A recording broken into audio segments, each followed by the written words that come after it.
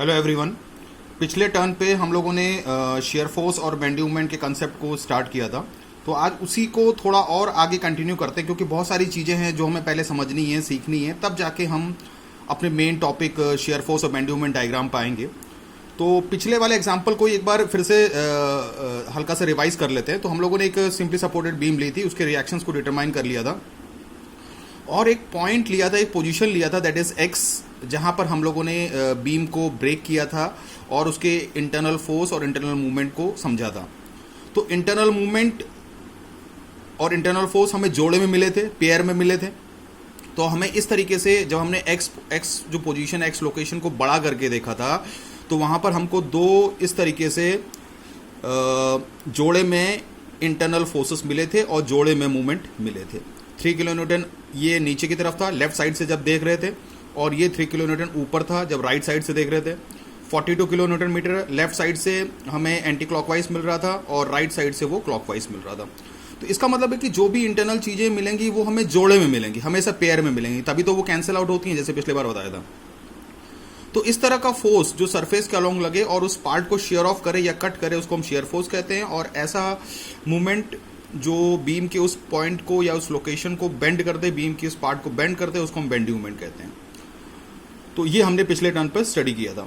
और इसकी वजह से जो ये बीम का जो ये पोर्शन है, दैट इज एक्स, जो बड़ा करके दिखाया है, वो इस तरीके से मुड़ रहा था। क्योंकि अगर हम इसको, इस मूवमेंट को देखें तो ये ऊपर वाले पार्ट को इधर साइड उठा देगा और ये वाला मूवमेंट उठा देगा इस तरीके से, यानी कि ऊपर वाला पार्ट उभर जाएगा। तो इस तरह के मूवमेंट को हम लोग हॉगिंग मूवमेंट भी कहते हैं। तो कोई जरूरी नहीं है कि हॉगिंग ही हो आपके पास, सिचुएशन आपके पास ऐसी भी हो सकती है, जैसे पिछले टर्न पर भी बताया गया था। जैसे मान चलो ये केस हमने ले लिया, अगर आपका मूवमेंट ऐसे है फॉर एग्जांपल और ऐसे है, इस तरीके से हम सिचुएशन ले लें, मान लेते हैं। तो इस तरह की सिचुएशन में बीम का वो जो पोर्शन है वो इस तरीके से मुड़ जाएगा, क्योंकि ऐसे केस में जब नीचे से ऐसे मूवमेंट अप्लाई हो रहा है तो नीचे वाले पॉइंट और नीचे वाले इस जगह पर और इस जगह पर ये मूवमेंट्स अब ऐसे अप्लाई हो रहे हैं, तो नीचे वाले पोर्शन को, नीचे वाले बीम के नीचे वाले पोर्शन को या उसको जो है वो उभार देंगे और ऊपर वाला पार्ट थोड़ा सा कंप्रेस हो जाएगा। तो इस तरह के मूवमेंट को हम लोग सैगिंग मूवमेंट भी कहते हैं, टेक्निकल वर्ड्स हैं ये। तो अगर इस तरह की सिचुएशन हो that is known as hogging case, and अगर इस तरह की सिचुएशन हो तो that is known as sagging case. तो एक बात और समझनी है यहाँ पर, जैसे ये यहाँ पर जो फोर्स निकला, एक्स पॉइंट पर जो शेयर फोर्स निकला, that was of 3 kilo Newton. अब ये नीचे है, ये ऊपर है, ये तो होगा ही अगर हम एक तरफ लेफ्ट से देखें, एक तरफ राइट से देखें। तो एक प्रकार से हम ये भी समझ सकते हैं कि 3 किलो न्यूटन आया कैसे। तो हम ऐसे समझ सकते हैं कि जैसे ये एक्स पोजीशन है, तो इस एक्स पोजीशन पर जो शेयर फोर्स की वैल्यू, आपको दो अलग अलग वैल्यूज नहीं ली, आपको कहना है कि शेयर फोर्स की value is only 3 kilo newton. वो जोड़े में मिलती है वो अलग बात है। The value of shear force at X is 3 kilo newton and the value of bending moment at X is 42 kilo newton metre. एक ही बात कहनी है, दो नहीं कहनी है। और ये कपल भी नहीं है, क्योंकि वो एक ही जगह पर लग रहे हैं। कपल तो दो फोर्सेस इक्वल और अपोजिट होते हैं और उनके बीच की डिस्टेंस फिक्स होती है, लेकिन ऐसा नहीं है। वो हमने बड़ा करके देखा है, लेकिन वो एक ही जगह पर हैं। अब इसको लेफ्ट से कैलकुलेट किया और इसको राइट से कैलकुलेट किया, इसलिए कभी भी इसको आप कपल मत कह दीजिएगा। तो ये एक्स पर जो 3 किलो न्यूटन है वो किस तरीके से निकला, तो हमने देखा कि जो the value of shear force at X is 3 kilo newton, और हमने देखा कि उसके लेफ्ट में जितने भी फोर्सेस हैं, जैसे एक्स के लेफ्ट में अगर हमने देखा तो एक्स के लेफ्ट में एक फोर्स है 13 और एक 10 है। इसको हम एल्जेब्रिक सम ले लें। एल्जेब्रिक सम का मतलब है हमें प्लस माइनस साइन का ध्यान रखते हुए तो सारे फोर्सेस को जोड़ देना है। तो एक्स के लेफ्ट में, तो एक्स के लेफ्ट में 13 था और एक 10 था। अगर 13 को हम पॉजिटिव ले रहे हैं ऊपर की तरफ, 10 को नीचे ले रहे हैं माइनस में, तो इनका जो एल्जेब्रिक सम होगा वो सिंपली होगा 13 minus 10 that is equal to 3। तो इजिली ये 3 किलो न्यूटन आ गया।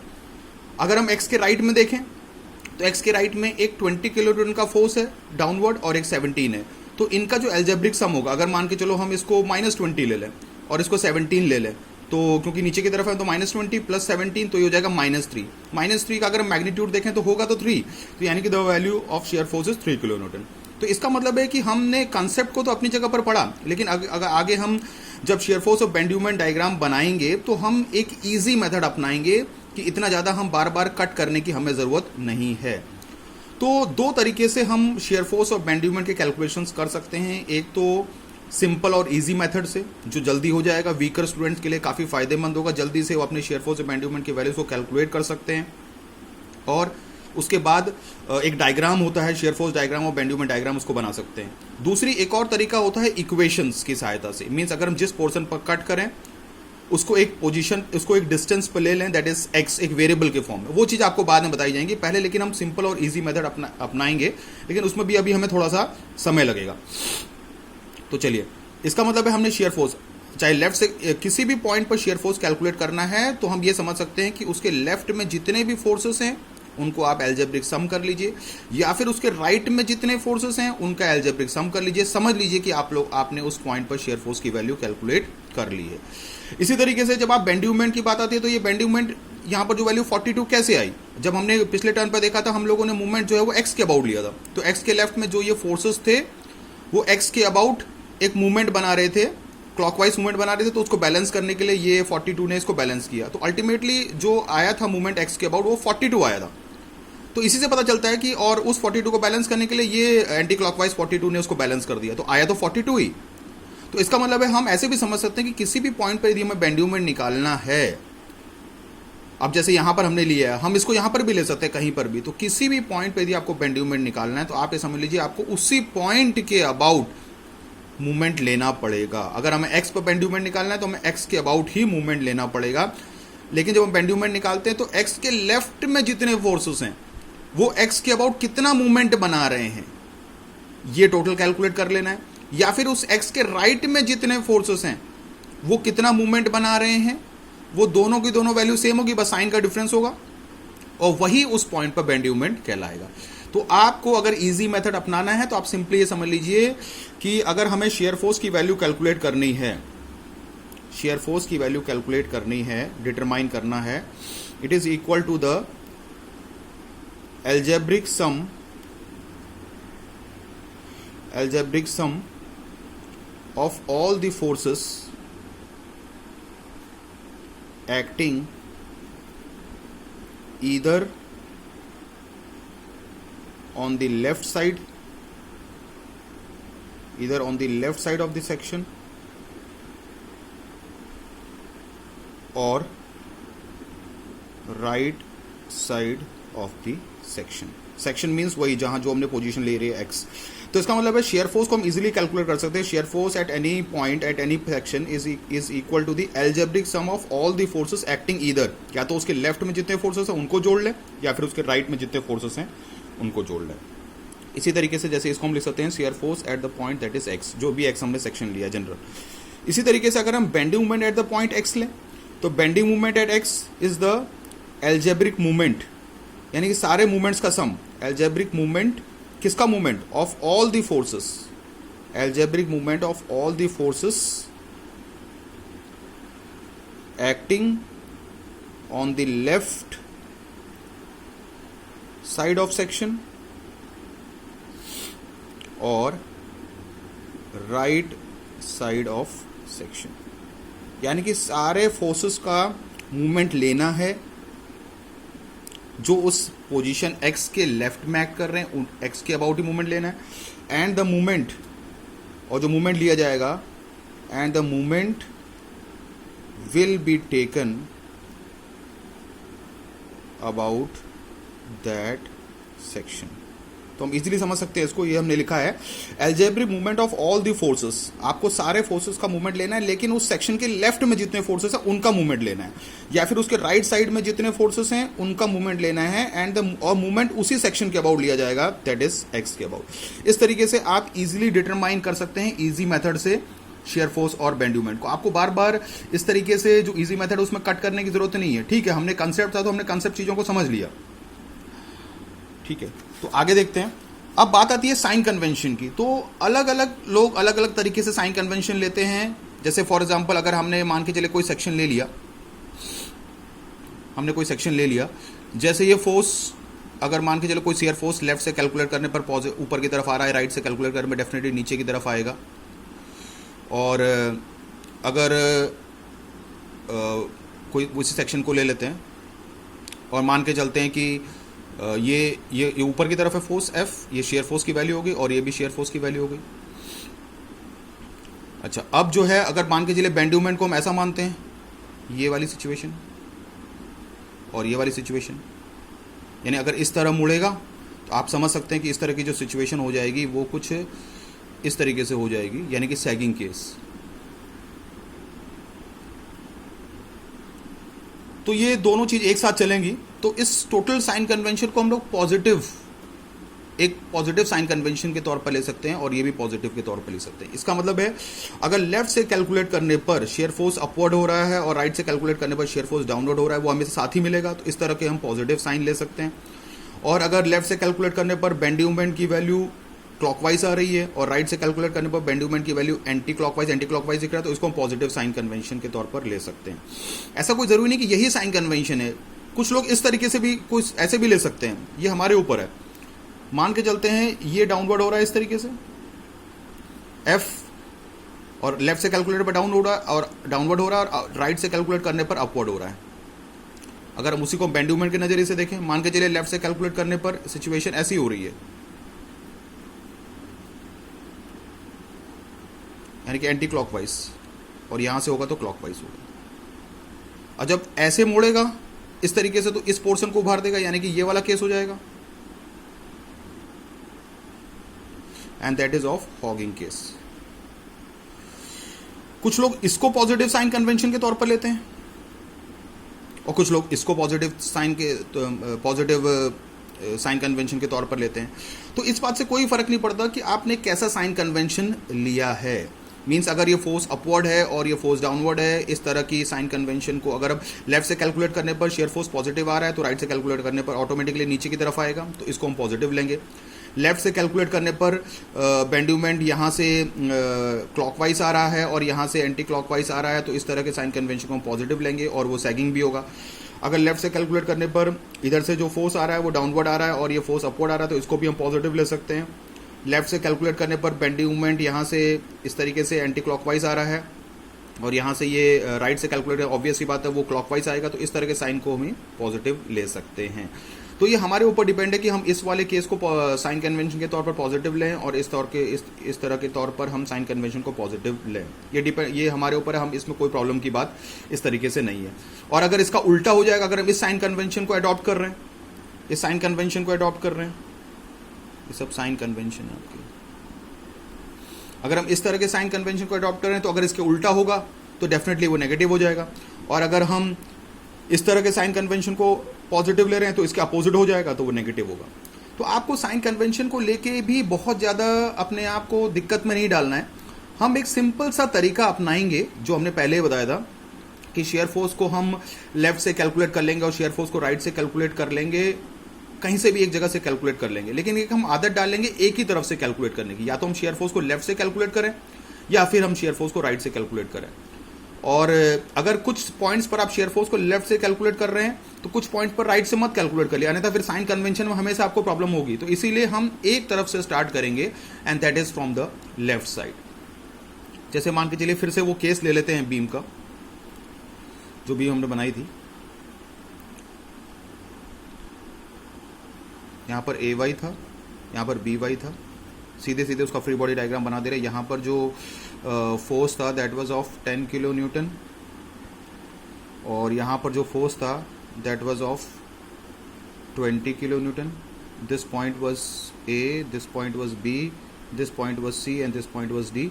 और ये डिस्टेंस हमारे पास थी 3 मीटर, ये डिस्टेंस थी 4 मीटर एंड ये डिस्टेंस थी 3 मीटर। ओके, तो इसका मतलब है अगर हमारे पास कोई पॉइंट है यहाँ पर, फॉर एग्जांपल एक पॉइंट यहाँ पर ले लेते हैं और इस पॉइंट को मान लेते हैं फॉर एग्जांपल x1, इस पॉइंट को मान लेते हैं x2, इस पॉइंट को मान लेते हैं x3। तो हम सिंपली इस तरीके से कैलकुलेट करेंगे। अगर आपसे पूछे कि what is the value of shear force at x1, क्या होगी शेयर फोर्स की वैल्यू, तो आपको बस कुछ नहीं करना है, आपको ब्रेक करने की जरूरत नहीं। आप सीधे डायरेक्टली ये कर सकते हैं कि जो शेयर फोर्स किसी भी पॉइंट पर निकालना है तो उसके लेफ्ट में जितने फोर्सेस हैं या फिर उसके राइट में जितने फोर्सेस हैं उनका आप एल्जेब्रिक सम ले लीजिए। तो अगर हम x1 के लेफ्ट में देखेंगे तो x1 के लेफ्ट में एक ही फोर्स है ay, तो इसका मतलब है शेयर फोर्स एट x1 की value simply equals to ay होगी। और जैसे ay की वैल्यू हमारे पास 13 थी और by की वैल्यू 17 थी, तो ay यानी कि shear force at x1 will be simply equals to 13। Right से कैलकुलेट कर सकते हैं लेकिन हम राइट से कैलकुलेट नहीं करेंगे, हम एक ही तरफ से कैलकुलेट करेंगे। इसका मतलब हम एक तरीका अपना लेंगे कि किसी भी पॉइंट पर यदि आपको शेयर फोर्स निकालना है तो उसके लेफ्ट में जितने भी फोर्सेस हैं उनका हम सम कर लेंगे। अगर अकेला होगा तो उसको डायरेक्ट लिख देंगे। इसी तरीके से अगर हम share force at the point x2 को डिटरमाइन करें, अगर हम इस पॉइंट पर डिटरमाइन करना चाहते हैं तो इसके लेफ्ट में जितने फोर्सेस हैं, तो इसके लेफ्ट में जितने फोर्सेस, एक है 13 है और दूसरा 10 है, तो यानी कि इनका जो एल्जेब्रिक सम होगा वो सिंपली हो जाएगा 13 माइनस 10। अगर हम अपवर्ड पॉजिटिव ले रहे हैं, डाउनवर्ड नेगेटिव ले रहे हैं, अपवर्ड फोर्स को हम पॉजिटिव ले रहे हैं, डाउनवर्ड फोर्स को नेगेटिव ले रहे हैं, तो इसका मतलब है that is 13 minus 10 that is equal to 3। Okay, अब इसी तरीके से अगर हम share force eight x3 calculate करना चाहें तो शेयर फोर्स एट x3 को कैलकुलेट करेंगे तो इसके लेफ्ट में, हालांकि इसके राइट में बहुत जल्दी से सॉल्व हो सकता है, लेकिन ठीक है हम लेफ्ट की ही एक आदत डाल लेते हैं, क्योंकि फिर साइन कन्वेंशन हमें चेंज करना पड़ेगा, क्योंकि लेफ्ट से अगर पॉजिटिव होगा तो राइट से उल्टा साइन लेना पड़ेगा, तो वो कंफ्यूजन हो सकता है। तो एक ही तरीका अपनाएं, सिंपल तरीका है ये कि शेयर फोर्स एट x3 को अगर आपको कैलकुलेट करना है तो इसके लेफ्ट में जितने फोर्स, इसके लेफ्ट में एक फोर्स है 13, वो ऊपर की तरफ है, और एक 10 किलो न्यूटन डाउनवर्ड है नेगेटिव, ये वाला 10, और ये 20 भी डाउनवर्ड इसके लेफ्ट में पड़ेगा, तो -20, तो that will be simply equals to -17 kilo newton. यानी कि ये वैल्यूज हो जाएंगी शेयर फोर्स की 13, 3 और -17। इसी तरीके से अगर आपको bending moment at the point x1 निकालना है तो फिर से क्या बताया था, जिस भी पॉइंट पर अगर आपको बेंडिंग मोमेंट निकालना है तो मूवमेंट उसी पॉइंट के अबाउट लेना है। ये दिमाग में फिट कर लीजिए, जब भी बेंडिंग मोमेंट का कैलकुलेशन होगा आपको मूवमेंट उसी पॉइंट के अबाउट लेना है और कोई भी पॉइंट नहीं। तो इसलिए हमने यहाँ पर लिखा है bending moment at the point x1, तो उसी पॉइंट के अबाउट मूवमेंट लेंगे, या तो उसके लेफ्ट साइड फोर्सेस का लेंगे या फिर उसके राइट साइड फोर्सेस का। तो हम लेफ्ट साइड से ले लेते हैं, मान के चलते हैं ये जो डिस्टेंस है ये डिस्टेंस 1 मीटर मान लेते हैं यहां से यहां तक। तो x1 पर जो बेंडिंग मोमेंट होगा तो मूवमेंट x1 के अबाउट लेंगे, और इसके लेफ्ट में एक ही फोर्स पड़ रहा है ay, और x1 से उसकी परपेंडिकुलर डिस्टेंस 1 पड़ रही है, तो हम लोग उसको सिंपली ले लेंगे 13 into 1 that is equal to 13। अब इस x1 के लेफ्ट में ay है, तो ay जो x1 के अबाउट क्या घूम रहा है, क्लॉकवाइज, और क्लॉकवाइज को हम पॉजिटिव ले रहे हैं, तो यानी कि ये हो जाएगा सिंपली ay इंटू 1, तो ये +13 इसकी वैल्यू हो जाएगी। उसके बाद bending moment at the point x2, मान के चलो x2 पर आपको निकालना है, तो x2 की डिस्टेंस मान के चलते हैं यहां से यहाँ तक जो डिस्टेंस है दैट इज 3 मीटर, ऐसे रैंडमली मान लिया। तो यानी बेंडिंग मोमेंट एट x2, अगर x2 पर बेंडिंग मोमेंट निकालना है यानी कि मूवमेंट आपको x2 के अबाउट कैलकुलेट करना है, x2 के अबाउट कैलकुलेट करना है और किसी पॉइंट के अबाउट नहीं, क्योंकि आपने लिखा है bending moment at the point x2। तो लेकिन जब भी हम बेंडिंग मोमेंट का कैलकुलेशन करते हैं तो एक तरफा कैलकुलेशन करते हैं, या तो हम लेफ्ट साइड से करेंगे या फिर राइट साइड से करेंगे। अगर हम bending moment at the point x2 कर रहे हैं तो मूवमेंट x2 के अबाउट लेना है, या तो उसके लेफ्ट साइड फोर्सेस का या राइट। तो हमें पता है, हमने आदत डाल ली है लेफ्ट से, तो x2 के लेफ्ट में 13 और 10 है, 13 x2 के अबाउट क्लॉकवाइज घूम जाएगा, और चूंकि ये डिस्टेंस यहाँ से a से c तक 3 मीटर है, और 3 और ये वाला 3 दैट इज 6, यानी कि it will be equals to 13 into 6, और ये ay को जब हम x2 के अबाउट घुमाएंगे तो ये क्लॉकवाइज घूम जाएगा, यानी कि हो जाएगा 13 इंटू 6। फिर इस x2 के लेफ्ट में ये 10 किलो न्यूटन का फोर्स ही पड़ रहा है। आपको x2 के लेफ्ट में जो जो फोर्सेस है आपको देखना है, x2 के लेफ्ट में 10 भी पड़ रहा है, तो 10 एंटी क्लॉकवाइज घूम जाएगा x2 के अबाउट, और x2 से ही डिस्टेंस मेजर करेंगे तो उसकी डिस्टेंस 3 होगी, यानी कि दैट विल बी -10 इंटू 3, तो 13 इंटू 6 हो गया 78, और 10 3 जा 30, तो यानी कि ये हो जाएगा 48 किलो न्यूटन मीटर। ओके, अब आता है bending movement at the point that is x3। जब x3 के अबाउट कैलकुलेट करेंगे फिर वही बात आएगी, मूवमेंट हमें किस पॉइंट के अबाउट लेना है, x3 के अबाउट लेना है, और किसी पॉइंट के अबाउट नहीं, x3 के अबाउट ही कैलकुलेट करना है। तो x3 को पकड़ लीजिए, उसके लेफ्ट में जितने फोर्सेस हैं उनका मूवमेंट ले लीजिए, या फिर उसके राइट में, लेकिन हमें पता है हम लेफ्ट से ही आदत डाल लेंगे क्योंकि सिंपल रहेगा हमारे लिए, एक ही तरफ से पकड़ना। तो x3 के अबाउट, अब x3 के लेफ्ट में थोड़े फोर्सेस बढ़ गए, 13 है, 10 है, 20, और x3 के, तो 13 क्लॉकवाइज घूम जाएगा, और मान के चलते हैं ये जो डिस्टेंस यहाँ से यहाँ तक है, इस डिस्टेंस को हम लोग 2 मीटर मान लेते हैं। तो x3 से पहला फोर्स है लेफ्ट में है 13, और 13 की जो डिस्टेंस है 3 + 4 7 और 2 9, यानी कि ये हो जाएगा 13 इंटू 9, और वो ay क्लॉकवाइज घूम जाएगा। अब आती है बारी 10 की, तो 10 x3 के अबाउट एंटी क्लॉकवाइज घूम जाएगा, और x3 से डिस्टेंस मेजर करेंगे तो ये डिस्टेंस 4 है, 4 + 2 6, यानी कि -10 इंटू 6 एंटी क्लॉकवाइज घूम जाएगा। ये 20 x3 के अबाउट भी एंटी क्लॉकवाइज घूम जाएगा, सॉरी ये 20 किलो न्यूटन भी x3 के अबाउट एंटी क्लॉकवाइज घूम जाएगा, तो इसको हम लोग लिख सकते हैं -20, और x3 से उसकी जो डिस्टेंस होगी that is 2, okay, 10 into 2, sorry 20 into 2, तो ये 13 इंटू 9 हो गया 117, और 10 इंटू 6 हो गया 60, और 20 इंटू 2 हो गया 40। तो इसको हम कैलकुलेट करेंगे तो ये आ जाएगा 17 किलो न्यूटन मीटर। ओके, तो इस तरीके से हम शेयर फोर्स और बेंडिंग मोमेंट की वैल्यूज को इजीली डिटरमाइन कर सकते हैं। साइन कन्वेंशंस को लेके आपको ज़्यादा सोचना नहीं है, ज़्यादा विचारना नहीं है। ठीक है, साइन कन्वेंशन अपनी जगह पर हैं, पता रहना चाहिए। लेकिन एक इजी मेथड अभी हमने अडॉप्ट किया है कि किस तरीके से आसानी से शेयर फोर्स और बेंड्यूमेंट को वैल्यूज को इजीली डिटरमाइन कर सकते हैं बिना परेशानी के। और एक तरीका पकड़ लीजिए, किसी पॉइंट पर शेयर फोर्स निकालना है, साइन कन्वेंशन की कोई भी प्रॉब्लम नहीं है। कुछ लोग साइन कन्वेंशन इस तरीके से भी लेके चलते हैं, कुछ लोग साइन कन्वेंशन इस तरीके से भी लेके चलते हैं। और ये बात दिमाग बस फिट कर लीजिए कि अगर इस तरह की सिचुएशन हो उसको हम सैगिंग कह सकते हैं, ये टेक्निकल वर्ड आपको आने चाहिए। और इस तरह की सिचुएशन अगर होती है तो उसको हम लोग हॉगिंग केस कहते हैं। तो ये अब हमारे ऊपर है कि हम कौन से साइन कन्वेंशन ले रहे हैं और किस तरीके से प्रॉब्लम्स को सॉल्व कर रहे हैं। बस इन सब साइन कन्वेंशन से बस आपको ज्यादा बस इतना सोचना नहीं, बस आपको इतना सोचना है साइन कन्वेंशन में कि अगर आप किसी पॉइंट पर शेयर फोर्स निकाल रहे हैं, अगर लेफ्ट से निकालेंगे तो मान के चलिए हमारे पास शेयर फोर्स की वैल्यू यहां पर 13 आ रही है, तो अगर हम उसको राइट से निकालेंगे तो डेफिनेटली -13 आएगा, क्योंकि साइन चेंज होगा। बस इतनी सी चीज आपको समझनी है। और हम सिंपली बस ये अपने फोर्सेस से कैलकुलेशन में बस ये देख रहे हैं कि upward force positive, downward force negative, और क्लॉकवाइज मूवमेंट को पॉजिटिव ले रहे हैं, एंटी क्लॉकवाइज को नेगेटिव ले रहे हैं। इस तरीके से आपको सोचना है। तो आप इजीली ये जो अभी हमने जो मेथड बताया, ये सिंपल और इजी मेथड है। तो इसके थ्रू और भी कई सारे पॉइंट्स हैं, क्योंकि शेयर फोर्स डायग्राम और बेंड्यूमेंट डायग्राम समझने से पहले हमें काफ़ी चीज़ें समझनी पड़ेंगी, तभी हम चीज़ों को कर पाएंगे। अभी बहुत सारी चीज़ें हैं समझने के लिए, तब जाके हम अपने जो डायग्राम्स होते हैं, स्पेशल डायग्राम्स के नाम से जाने जाते हैं, शेयर फोर्स डायग्राम और बेंड्यूमेंट डायग्राम, उनको समझेंगे। Thank you.